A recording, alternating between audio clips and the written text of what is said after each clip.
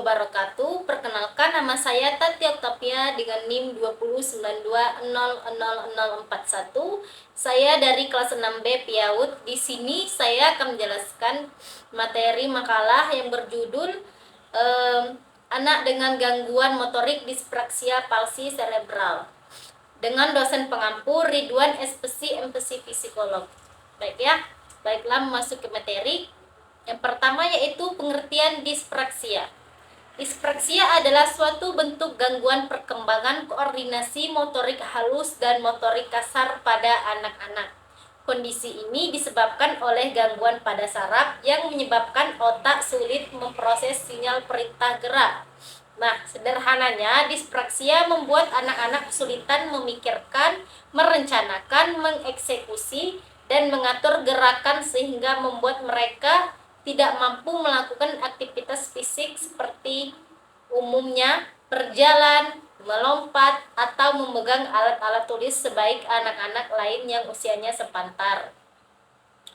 Kemudian, dispraksia juga menyebabkan seorang anak memiliki postur dan pergerakan yang janggal. Selain mengganggu koordinasi gerak tubuh, dispraksia juga mempengaruhi artikulasi dan ucapan, persepsi, dan pemikiran. Kemudian ada penyebab dispraksia. Banyak pakar kesehatan yang percaya bahwa kondisi ini diakibatkan oleh faktor genetik. Nah, resiko dispraksia dilaporkan meningkat jika ibu terbiasa minum alkohol saat hamil atau bayi lahir prematur dengan berat rendah. Meskipun begitu, mekanisme yang menyebabkan belum diketahui pasti. Kemudian ada jenis-jenis dispraksia. Berdasarkan jenis gerak fisik yang mengalami gangguan dispraksia, dapat dibedakan menjadi 4 kategori. Yang pertama ada dispraksia diamotor, yang kedua ada dispraksia diasional, dan yang ketiga ada dispraksia oromotor, dan yang keempat ada dispraksia konstruksional. Kemudian ada tanda-tanda anak mengalami dispraksia. Nah, di usia 3 tahun ini, anak kesulitan menggunakan alat makan yang lebih suka menggunakan tangan. Yang kedua, tidak bisa naik sepeda roda 3 atau bermain dengan bola. Yang ketiga, terlambat dalam mampu menggunakan toilet. Dan yang keempat, tidak menyukai puzzle dan mainan yang menyusul lainnya. Yang terakhir, terlambat bicara hingga usia 3 tahun. Kemudian ada pengertian cerebral palsy. Salah satu gangguan saraf yang sering terjadi pada anak baru lahir atau dalam masa tumbuh kembang adalah cerebral palsy.